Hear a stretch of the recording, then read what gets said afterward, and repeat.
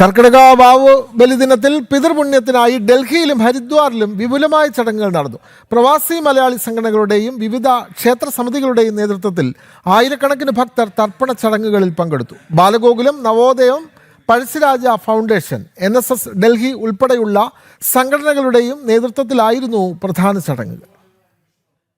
കർക്കിടക വാവുബലിയോടനുബന്ധിച്ച് ഹരിദ്വാറിലെ പുണ്യഗംഗാ തീരത്ത് പിതൃതർപ്പണം നടന്നു. ബാലഗോകുലം, നവോദയം, പഴശ്ശിരാജ ഫൗണ്ടേഷൻ എന്നീ സംഘടനകളുടെ സംയുക്ത ആഭിമുഖ്യത്തിലാണ് ഹരിദ്വാറിൽ മലയാളി കൂട്ടായ്മകൾക്കായി പ്രത്യേക ബലിതർപ്പണ ചടങ്ങുകൾ ഒരുക്കിയത്. ബാലഗോകുലം ഡൽഹി NCR അധ്യക്ഷൻ PK സുരേഷ് ചടങ്ങുകൾക്ക് നേതൃത്വം നൽകി. ഹരിദ്വാറിലെ പുണ്യപവിത്രമായിട്ടുള്ള ഈ ഗംഗാ തീരത്ത് ഡൽഹിയിൽ നിന്നും ബാലഗോകുലം, നവോദയം, പഴശ്ശി ഫൗണ്ടേഷൻ എന്നീ സംഘടനകളുടെ നേതൃത്വത്തിൽ നൂറുകണക്കിന് ഭക്തജനങ്ങളാണ് കർക്കിടക വാവ് ബലിതർപ്പണത്തിനായി ഈ ഗംഗാ തീരത്ത് എത്തിച്ചേർന്നിട്ടുള്ളത്. കഴിഞ്ഞ വർഷമാണെങ്കിൽ പ്രകൃതി ദുരന്തത്തിൽ അപകടമരണം സംഭവിച്ച ആത്മാക്കളുടെ ശാന്തിക്കായി കാണിച്ചതെങ്കിൽ ഇപ്രാവശ്യവും ഇന്ത്യയിലൊട്ടാകെ പല പ്രദേശങ്ങളിലും പ്രകൃതി ദുരന്തങ്ങളിൽ ദുരിതമനുഭവിച്ച പുണ്യാത്മാക്കൾക്ക് വേണ്ടി ഈ ബലിതർപ്പണം സമർപ്പിക്കുകയാണ്. ഡൽഹിയിലെ പ്രമുഖ ക്ഷേത്രങ്ങളായ മയൂർ വിഹാർ, ഉത്തര ഗുരുവായൂരപ്പൻ ക്ഷേത്രം ഉൾപ്പെടെയുള്ള വിവിധ ആരാധനാലയങ്ങളിൽ പുലർച്ചെ മുതൽ ഭക്തജനങ്ങളുടെ വൻ തിരക്ക് അനുഭവപ്പെട്ടു.